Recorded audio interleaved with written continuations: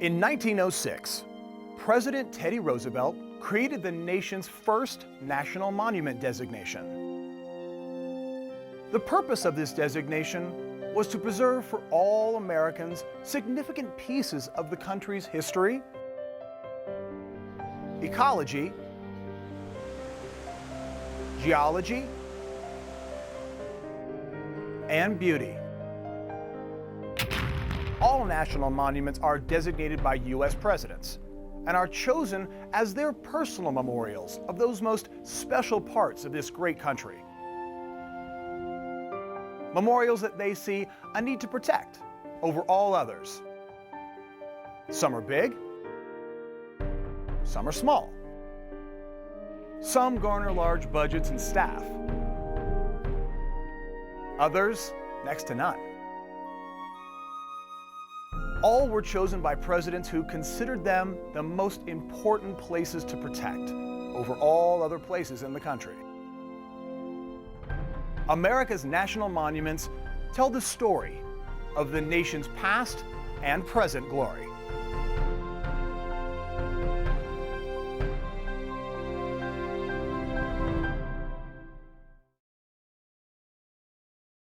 Hello, I'm Jordan Murphy, and I'll be your guide as we visit 12 national monuments located in America's southern states and territories. From the earliest days, the culture in the South was dominated by the plantation system and slavery. In this program, we'll see 3 monuments that preserve the story of that tragic chapter in American history.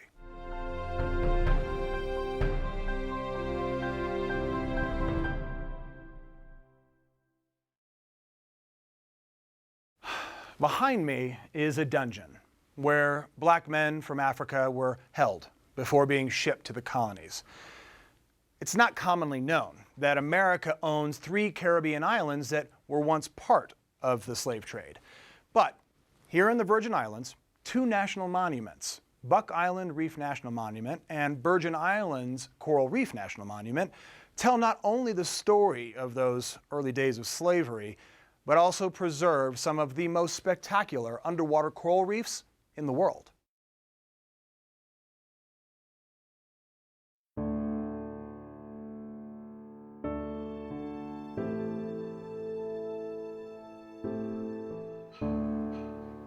St. John, St. Thomas, St. Croix, and Buck Island host 5 units of the National Park System, including 2 national monuments. Buck Island Coral Reef National Monument, dedicated by President John F. Kennedy in 1961, and Virgin Islands Coral Reef National Monument, brought into the park system by President William Jefferson Clinton. Situated off the northeast shore of St. John Island, Virgin Islands Coral Reef National Monument is largely underwater. Here is a spectacular coral reef, vibrant displays of color, sea fans, brain coral, sea wisps. There are over 400 species of fish living among the coral reef, all available to the adventuresome snorkeler. But the monument's main function is to create a no-takings preserve for at least 1 coral reef, to create a nursery of new coral for dead and dying reefs around the world, and to create a sanctuary for the first ever endangered species of coral, the elkhorn coral. The elkhorn coral, I keep coming back to it because I think it's fascinating that it is on the endangered species list now as threatened, and it has a unique morphology. There's no other species out there that can be that large and branching, and it literally does provide shelter for other endangered species such as hawksbill sea turtles. I've seen small sharks in the Elkhorn, octopus, parrotfish sleeping in it at night. And when that is gone, you've really lost a lot of the reef structure. And as Dr. Rogers mentioned, it is a no-fishing area for larger fish such as barracuda and sharks. And it's a place where endangered sea turtles can swim free. East of St. John's Virgin Islands Coral Reef National Monument is the largest of the Virgin Islands, St. Croix. It is an island where ecosystems range from parched desert to verdant highland rainforest. A rainforest with succulent vegetation, massive trees, and indigenous reptiles. But history too abounds here. At this coastal spot, Christopher Columbus landed in 1493 on his second voyage to the New World. Ponce de Leon was its governor in 1509. However, the abandoned sugar mills tell the island's greatest story.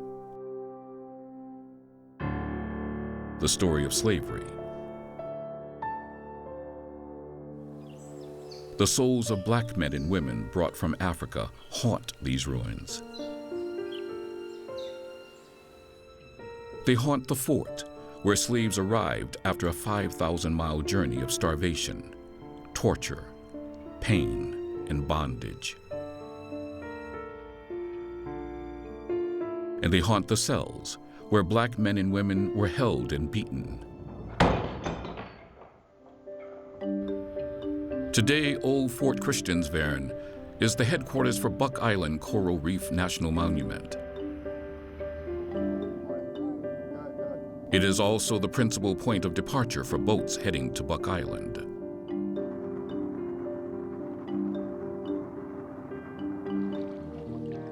Buck Island is the smallest of the U.S. Virgin Islands and is totally managed by the Park Service.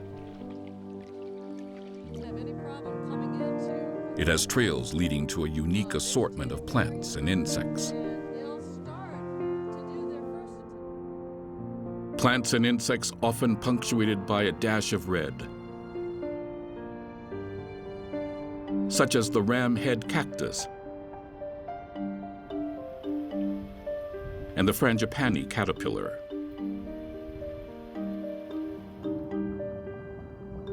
However, the monument is best known for its underwater trail. You can hop on a boat in Christiansted, and within 35 to 45 minutes, you are on a barrier reef. Our concession operations bring folks out for daytime trips, and they bring them out here to the underwater trail. They give those folks that have never been snorkeling enough of a snorkel lesson to safely get in the water with a mask, snorkel, and fins on and experience the reef firsthand. And then they go off behind a guide and they will snorkel through the barrier reef. They will actually be traveling through coral grottos. It's not like, you know, you can only walk on the trail at Yosemite and you can't walk into the big, giant redwoods. At Buck Island, you are amongst our redwoods. You are in the coral barrier reef itself, which at this point in time is between 8,000 and 10,000 years old. This living marine invertebrate that built the reef has been building and maintaining this reef for almost 10,000 years.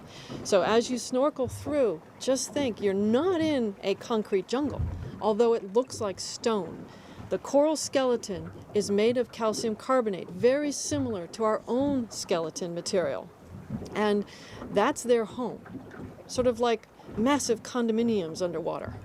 All colors and sizes and shapes. You've got the branching corals, you've got the massive head corals. And as you travel through, remember you're in their world.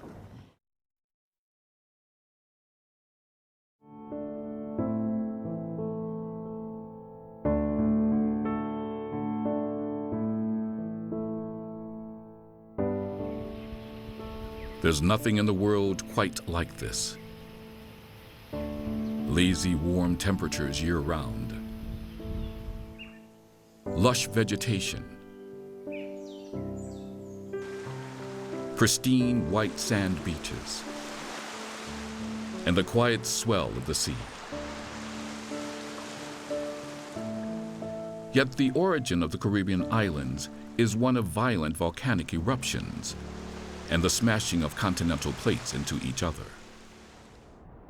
The result has been a volcanic mountain chain, the tops of which rise above the Caribbean Sea to form islands.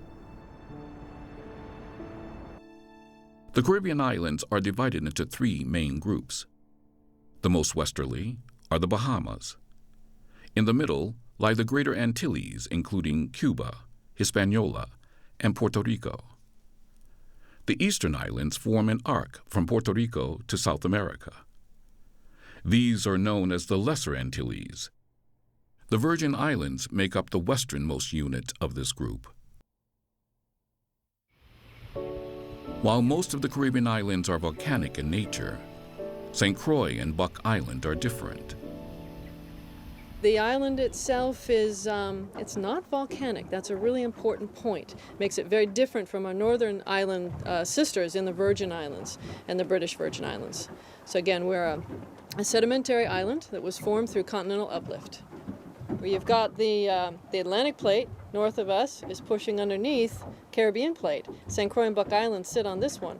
And we're through continental uplift. The islands have lifted up, and you'll see when we go ashore today that a lot of the layers of volcanic ash, very, very ancient volcanic ash that was laid down in the bottom of the ocean, created the base of the island, and those layers are now sitting up on edge. So you see these beautiful layers of brown dirt, which is now rock, because it's eons old, and in between it are white layers of quartzite, and then black layers, different layers of minerals that have settled out of seawater. So all of this is up on edge. It's sort of a geologist's paradise. You can actually, instead of having to drill into the ground, you can just look at these layers of the island right on edge. Located near the equator, the U.S. Virgin Islands have a tropical climate. Hot days, warm and humid nights. However, the greatest factor in determining which ecosystems occur where are the constant easterly winds that sweep across the islands. As a result of these winds, the eastern side of each island is dry, barren desert and scrub, while the western side is lush tropical rainforest that is now making a comeback after being cleared during colonization. Even though the rapidly growing rainforests are impressive, there is very little native wildlife to be found. In fact, there is still much evidence of the sugarcane and cotton plants that once replaced indigenous vegetation. Efforts are now underway on Buck Island to restore all the original vegetation and reintroduce the indigenous wildlife such as these lizards. Part of this effort on Buck Island is protecting the nesting habitat of the hawksbill sea turtles, a turtle that has been hunted to near extinction for its stunning tortoise shell. We had a hawksbill nesting last night. As you can see, the curve of her flipper. So as she pulled herself up in an alternating gait, she came up here. Okay, you can see hawksbills don't have any problem coming into a complex vegetative area, and they'll start to do their first attempt at finding a nesting location just after the slope finishes, just where it starts to level off. By morning, the eggs are laid and covered, and this rather smallish sea turtle is back swimming over the barrier reef. Indeed, these national monuments are really about a marine ecosystem. Coral barrier reefs. Some would say the most biodiverse ecosystem in the world.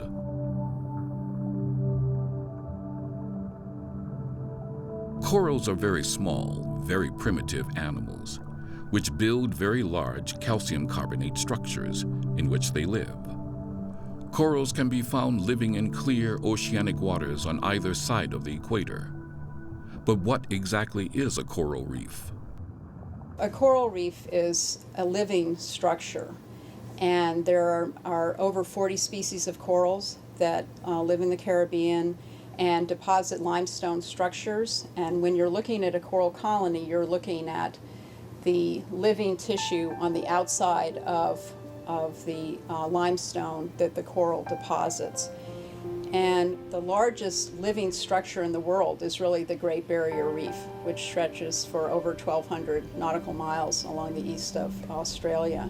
So it's a living structure which actually is based on coral colonies, which can be considered sort of solar-powered animals, because corals contain the symbiotic algae or the zooxanthellae in their tissues, and that's what largely gives them a lot of the color that they have.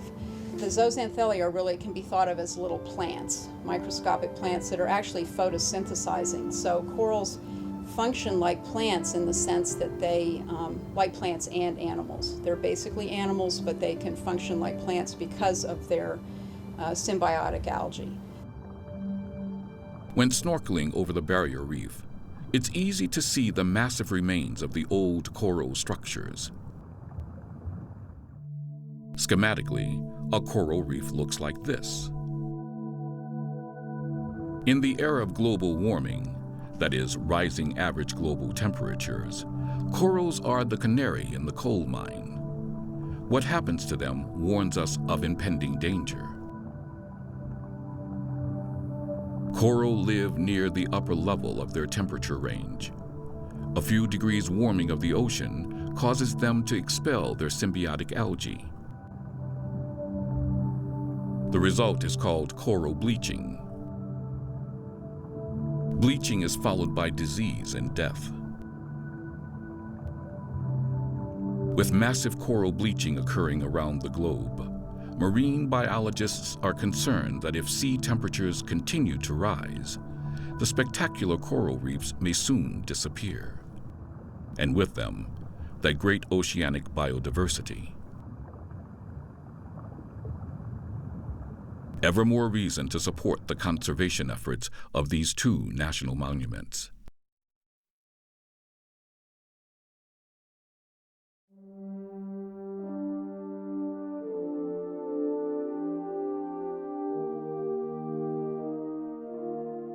America's history has from the beginning been deeply intertwined with the Caribbean islands.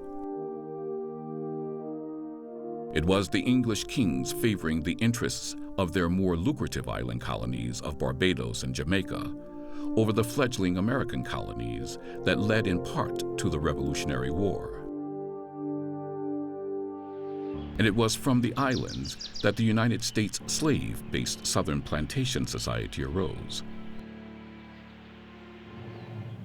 But it wasn't until 1917 that the United States flag finally flew over a group of Caribbean islands. When America bought for a mere $25 million the Danish West Indies and renamed them the U.S. Virgin Islands. When Columbus arrived at St. Croix in 1493, he found a thriving native population of people known as the Caribs. Within 100 years, these people and their culture were completely gone. And in another 50 years, a new one began. One based on slave trade and sugar plantations. The ruins of the over 400 plantations are now scattered across the islands. Like the Mayan ruins in Central America's jungle, the island's plantations are returning to nature. Charles Green's ancestors lived on this one. And where we're standing right now, they used to call here Davis Beach. And all these old ruins that you see down there, it was sugarcane plantation, the whole area. And the old ruin is where the slaves used to live that work on the plantation. The typical sugar plantation was 250 to 300 acres in size, with approximately 2/3 of the land planted to sugarcane. Once mature, the cane needed to be crushed to release its sweet juice. This was done by giant rotating wheels of stone. The wheels were powered by beasts of burden, or, in most cases on the islands, by windmills. In this society, the landowners became fantastically rich. The slaves did all the work, and for it, they suffered. Sugarcane is like this, that you get them grow, you have to cut up sugarcane and stick them in the ground. And then they grow to different height. When they be a year old, when they're ripe, ready to reap, they reap it down here, take it up the hill, and squeeze the juice out of it, and then boil the juice into syrup, barrel it, and ship it off the island. It was terrible work, and the slaves were brutally managed. Life on the plantation was pretty rough. Penalties were very severe.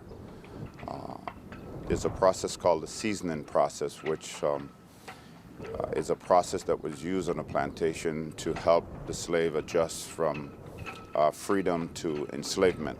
And that process, a lot of slaves who did not conform were killed during that process. The final product that came from the plantation was molasses, which could be used as a food sweetener, but was more profitable when converted to rum. Perhaps even more insidious than the plantations was the slave trade. The bringing of black men and women from West Africa for auction and retransportation to North and South America. The focal point of the slave market in the Danish West Indies was Fort Christiansvern in the island's capital city of Christiansted. The golden era, or the plantation era, was in the mid-1800s. Slavery was very popular during this time period. As a matter of fact, on this, within these park boundaries, you have the largest former Danish slave trading compound under the United States flag, where over 50,000 slaves were sold, brought from West Africa, known as the Golden Triangle, was sold here in Christiansted at auction, right across the street from the fort.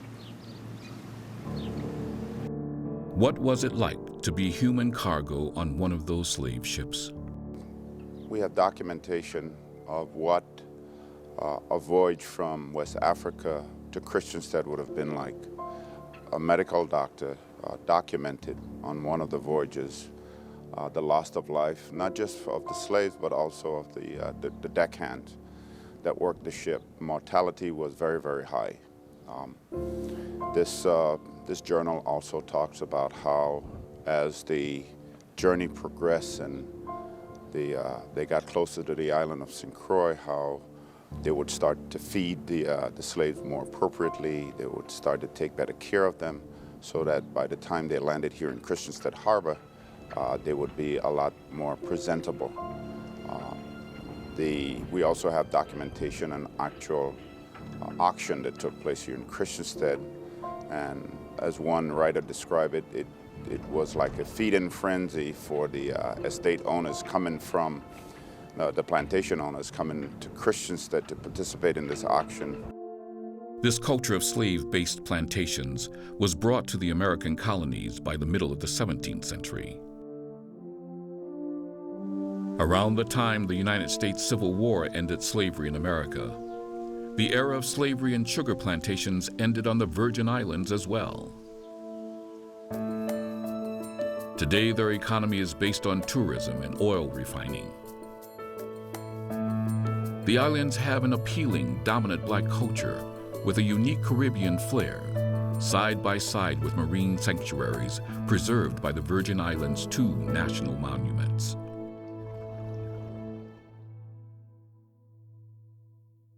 Many still say George Washington was our greatest president. He was born here, on a Virginia plantation near Jamestown, where the great American experiment got started. This part of our country's history, slavery, the plantation system, coupled with the early years of our nation's first president, are preserved at George Washington's Birthplace National Monument along the shores of Virginia's Chesapeake Bay.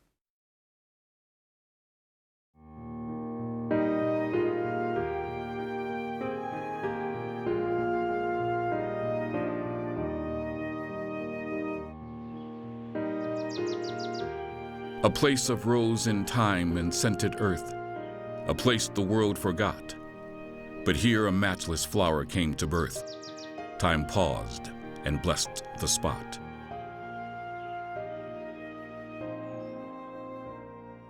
That flower was George Washington, a founding father of the greatest experiment in democratic self-governance, the United States of America. The George Washington Birthplace National Monument memorializes the site where George Washington took his first breath. A signature Washington obelisk, 1/10 the size of the one in the nation's capital, marks the park's entrance. Established on January 23, 1930 by President Herbert Hoover, it preserves not only the birthplace of George Washington, but also the Chesapeake Bay tidewater land that was the starting point of the first English colony in 1607. Virginia's Jamestown Colony. It was out of this wilderness of dense hardwood forests, divided by gentle streams and rivers draining into the bay, that the earliest Virginia plantations were carved. One such plantation was the Pope's Creek Plantation, acquired by Augustine Washington, George's father, in 1717. Already a third-generation American, Augustine built the house where George would be born around 1724. Later destroyed by fire, a memorial house was built on the birth site and furnished as the original must have been in 1732, when Washington's birth was recorded in the Washington Family Bible. On February 11th, 1732, when jasmine and jonquils were beginning to bloom and dark purple berries were forming on the native cedar trees, Mary Ball Washington gave birth to her first child, a boy she named George. The time was about 10 o'clock in the morning. It's one of the most important Washington sites to understand George Washington, the person. We can understand George Washington, the general, we can understand George Washington later in life, George Washington, the president, but really to get that sense of what it was like to be a child and to grow up into this colonial plantation system, this is the place to go. The monument has rebuilt the plantation,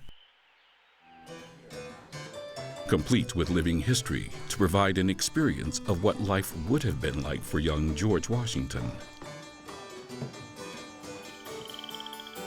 Indeed, Pope's Creek is much as it was when he played and explored along its banks, developing his keen interest in science and balanced approach to life. An approach to life that served him well as a soldier, commander of the Revolutionary Army, statesman, and first president of the United States of America. Although George only lived here for 3.5 years before his father's death, the Pope's Creek plantation stayed in the Washington family. As a result, much of his formative years were spent here, staying with his uncle.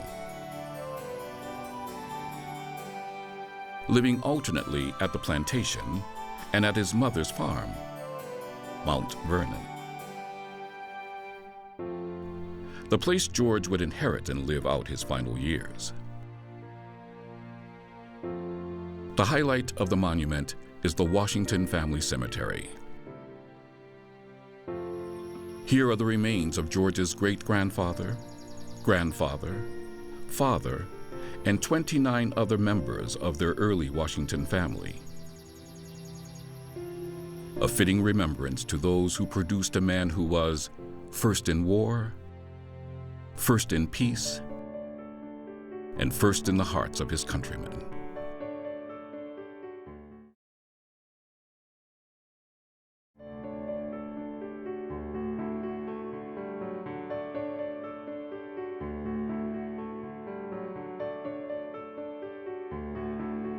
The George Washington Birthplace National Monument sits in the Tidewater area of the Chesapeake Bay. The Tidewater is a landform east of the Appalachian Fall Line, a line that separates the rolling hills east of the Appalachian Mountains from the area that was once ancient coastal shores. As a result, the Tidewater is virtually flat, only a few feet above sea level. The most prominent feature near the monument is Chesapeake Bay, a large body of shallow waters that drains numerous rivers, including two of the most famous in American history. The James River, where Jamestown Colony was founded, and the Potomac, where the United States Capitol was built. Pope's Creek, along which young George Washington enjoyed his early days, drains into the Potomac River. The Greater Chesapeake Bay is an estuary, a place where freshwater and oceanic saltwater mix. And as the name Tidewater implies, the bay is subject to the rise and fall of the tides each day. The ecosystem that colonists found when they arrived in 1607 was a densely forested area dominated by loblolly pine and oaks, still important habitats. Today, though, I will say that Pope's Creek is still a valuable estuary. In the winter months, we have a plethora of waterfowl that come to utilize this area. We also have a lot of Anadromous fish, which are the ones that their adult life is out in the Atlantic, and then they come in to the Potomac and other estuaries like this. Interestingly, with the once vigorous tobacco plantations and their destructive agricultural practices long gone, Pope's Creek has reverted to prehistoric times. What was that like? It was pretty much like it is now, open in some areas, grasslands, and then forested, heavily forested, and that was pretty much what you see right now. And George Washington probably could come back today and look at this area and say, hey, it looks pretty familiar.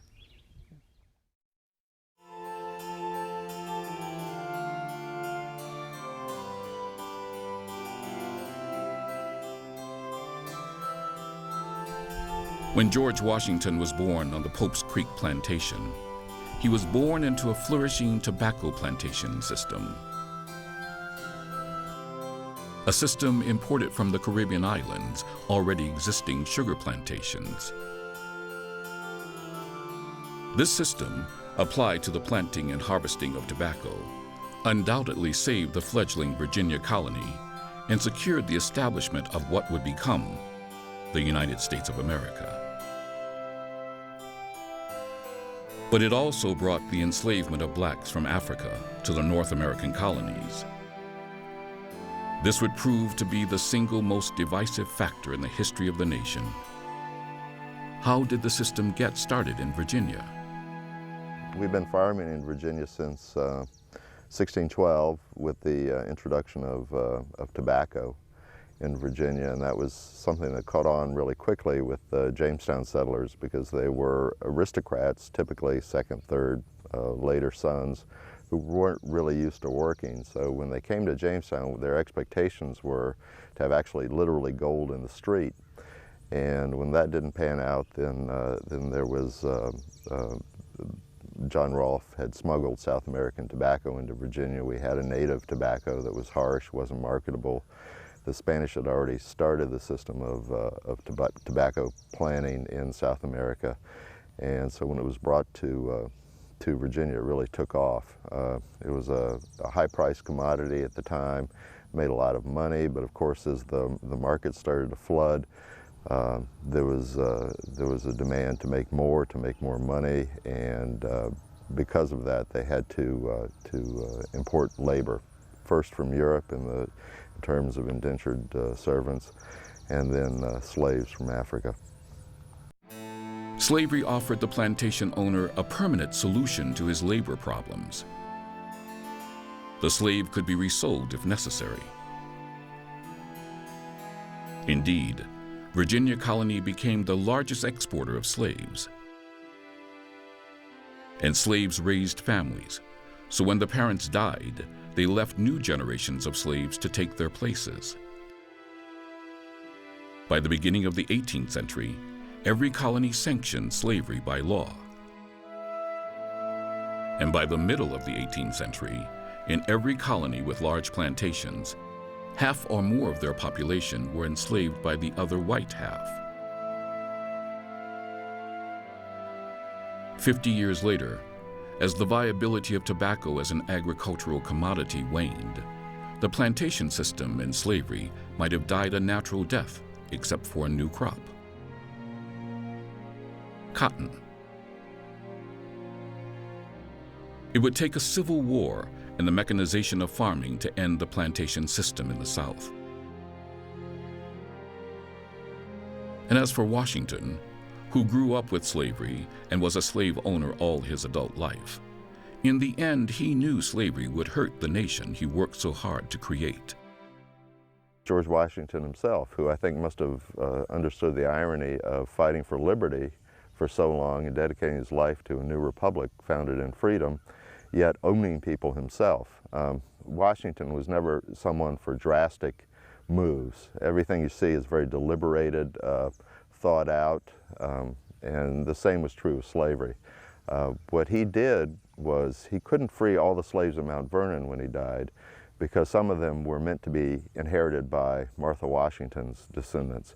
But he did all the slaves that he had control over, said that they would be freed upon the death of Martha. Martha actually sped up that process and freed them before that time, before her death. George Washington, the father of our nation, died in 1799, 67 years after he was born right here at Pope's Creek Plantation.